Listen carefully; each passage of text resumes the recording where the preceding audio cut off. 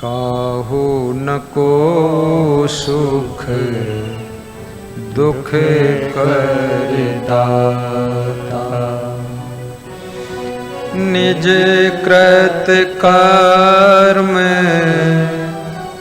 भोग सब भ्राता, निज कृत कर्म भोग सब भ्राता, काहू न को सुख दुख कर दाता, काहू न को सुख दुख कर दाता, निज कृत कर्म भोग सब भ्राता, निज कृत कर्म भोग सब भ्राता,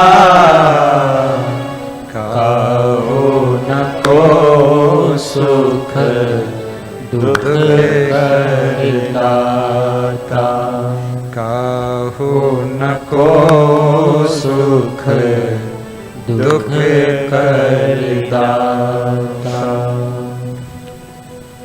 लक्ष्मण बहुत ज्ञानी है, लक्ष्मण भी बहुत गुणवान है और लक्ष्मण बहुत महान है। लक्ष्मण राम के भक्त हैं। लक्ष्मण में वीरता, धीरता, साहस, निडरता, निर्भयता, विनम्रता, सेवा भाव कूट कूट कर भरा हुआ है। लक्ष्मण क्रोधी नहीं है। लक्ष्मण के स्वामी राम के ऊपर जब कुछ गर्म हवा आती है तो राम की रक्षा के लिए उनको जोश आ जाता है। अन्यथा लक्ष्मण तो बड़े विनम्र हैं, क्योंकि विनम्रता के बिना कोई किसी की सेवा कर नहीं सकता है। जिसमें नम्रता नहीं है वो सेवा नहीं कर पाएगा, प्रेम नहीं है वो सेवा नहीं कर पाएगा, और जिसमें परिश्रम का गुण नहीं वो सेवा नहीं कर पाएगा। जिसमें अपने सुख का त्याग करने की सामर्थ्य नहीं है वो सेवा नहीं कर सकता है, क्योंकि सेवक का सुख छूट जाता है, सेवक सुख नहीं पाता है। हमारे साथ एक कमांडो है, अखिलेश नाम है उसका। वो कह रहा था मैं अपने दादाजी की सेवा किया हूँ, मैं जानता हूँ गुरुदेव सेवा में कितनी मेहनत है और सेवा में कितना विनम्र होना पड़ता है और सेवा में कितना प्रेम रखना पड़ता है, सेवा में कितना समर्पण रखना पड़ता है। उसने जब बताया मुस्कुराकर तो मेरा मन भी खुश हुआ कि वास्तव में और सेवा को रामचरितमानस में कठिन कहा गया है। असंभव नहीं, दुर्लभ नहीं, दुष्कर नहीं, लेकिन कठिन बताया गया। सेवा धर्म कठिन जग जाना। सेवा, अतिथि को पानी पिलाना भी कठिन है। कितने लोग जब सुनते हैं कोई अतिथि आने वाला है तो हंसिया लेकर बाजड़ा खेत में निकल जाते हैं और घर वाली को बता देते हैं, बताए दो कि अस्पताल में दवा ले गए। बहुत खिलाड़ी झूठ बोल गए, पत्नी समझत है अरे झूठा पति, चोट्टा पति, बाजड़ा खेत में छुपा पहुड़ा है और बताए गवा दवा ले अस्पताल में गए। और अतिथि जब सुनिस मेहमान की दवा ले गए हैं तब वो निकल लिस, वो सोचिस कि कहूँ मरी मराई गवा तो और रुक पड़ी, तो वह निकल लिस। उनको कोई प्रेम नहीं है, दोनों तरफ से हाल बेहाल है। उनके मनमा यूं नहीं भवा अस्पताल दवा ले गए हैं तो चलो मिल लो भाई, हालत गंभीर जरूर हुई। वो अपने घर निकल लिस। ऐसा ही आए गवा रास्ते में निकला रहे, कल देख लो हाल चाल, बस कुछ मिल जाए तो एक चाय पी लो, निकल लो, बिस्कुट खा लो। और यहाँ बिस्कुट न मिली, करकुट मिली। यह तो बहुत जोरदार है, भाग्यवा बजरक खेतम परा है। सेवा धर्म कठिन जग जाना, बहुत कठिन है। माँ बाप की सेवा भी कठिन है, बिना प्रेम के नहीं हो सकती। मकान बनाने जा रहे थे तुम, उसी समय पिताजी को कैंसर हो गया। डॉक्टर ने बताया बॉम्बे में इलाज होगा। बॉम्बे पहुंचे, जांच हुई, बोले 5 लाख लगेगा, एक इंजेक्शन 40,000 का। भाई सलाह करो, मरते तो सभी हैं, अब 80 साल के हो गए, मर तो जैबे करी हैं, ले चलो घर में, थोड़ी सेवा कर लो, बात खत्म। अब वही 5 लाख बचावे के लिए बाप का माडरिन और 50 बीघा जमीन अपने नाव कराई। बप्पा मर गए और बजड़ा ख्या तक कोने में फूंक दीन, कहीं राम राम सत्य है, ऐसे बाप रोज मरते हैं। हो गई सेवा। अरे सेवा, इसके लिए बहुत प्रेम चाहिए, बहुत त्याग चाहिए, तब ये सेवा होगी, ऐसे सेवा नहीं। किसी सासू का पोता बीमार हो गया, सासू ने डॉक्टर से कहा जितना वजन मेरा पोता है इतना वजन सोना तौल दूंगी, लेकिन पोता को अच्छा कर दो डॉक्टर साहब। तो वो जो पोता जिसके बाप बोला अरे इतना तुम सोना तौल दोगी, घर रही जाई, घर नहीं रही, लेकिन पोता रही तो घर फिर बन जाई, और पोता मर जाई तो यू फिर न मिली। इसको प्रेम कहते हैं, इसी को सेवा कहते हैं। जब तुम बलिदान करने को तैयार हो जाते हो, श्रम दान योगदान करने को तैयार हो जाते हो, जब उसके लिए धन का महत्व नहीं रह जाता है, उस व्यक्ति का महत्व तुम्हारे दिमाग में रहता है, तभी सेवा का जन्म होता है, और सेवा से ही उन्नति शांति मुक्ति का द्वार खुलता है।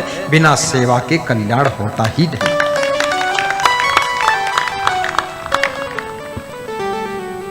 कितने लोग करुणा अवतार है, दयालु है। किसी कुत्ते को भी तकलीफ में देखकर उसकी भी सेवा करते हैं। किसी बैल को, मैं राजस्थान में था, कोटा जिले में करजोदा गांव में पार्वती नदी पे स्नान करने गया। बहुत पुरानी कथा है, आज की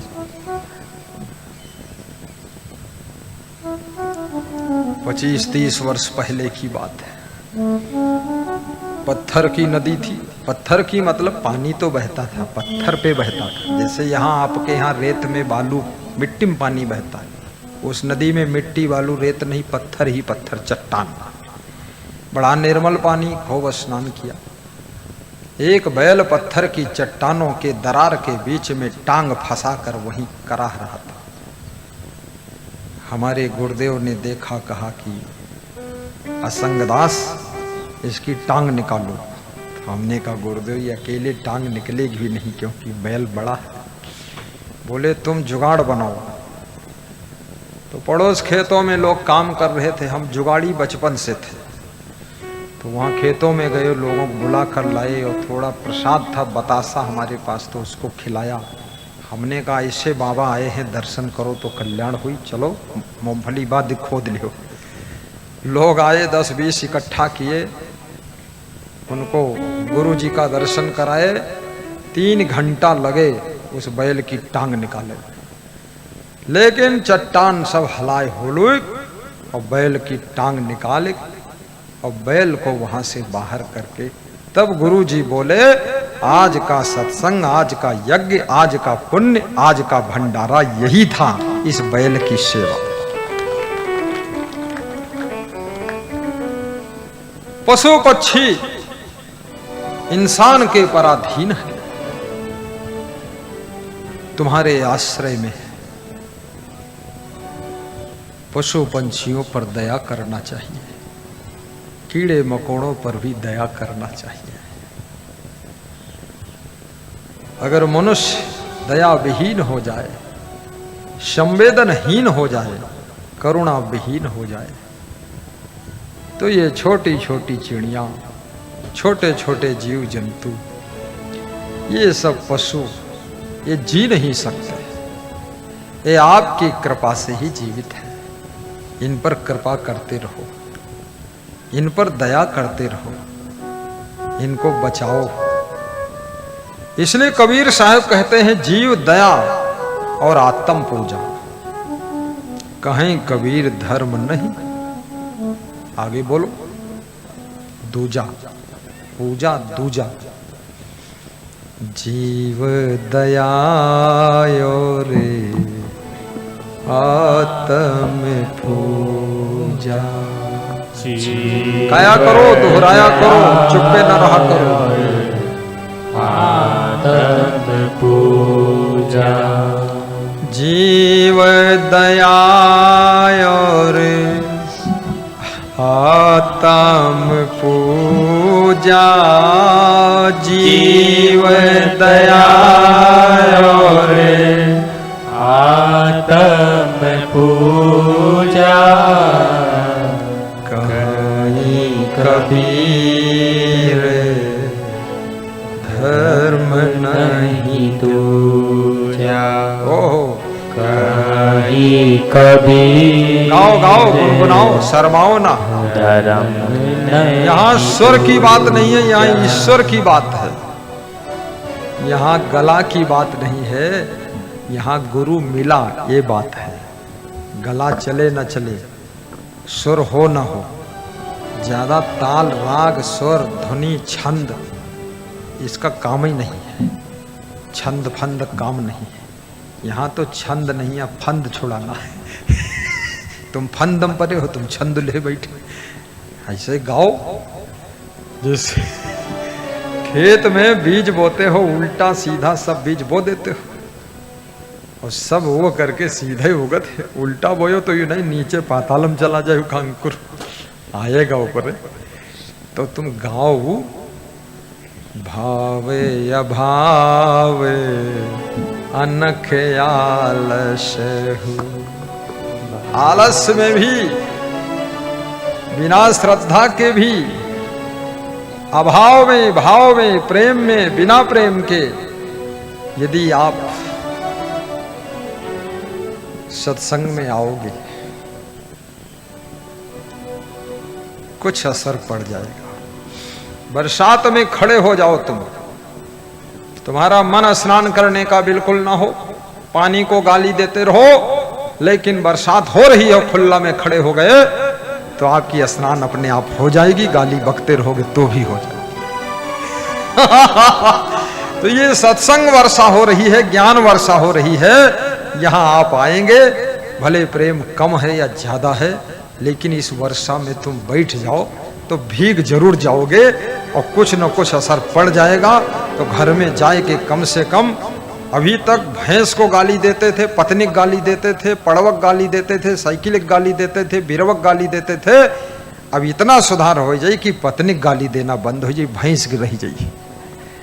हाँ, कुछ न कुछ तो फर्क पड़ेगा, संगत का फर्क पड़ता है। ये हंसी जानते क्यों आती? क्योंकि ये बातें जो हैं सब सच है, जो हो ही रहा वही बताओ तो बाबा। तो लोगों को हंसी आ जाती कि बात तो सब यही है।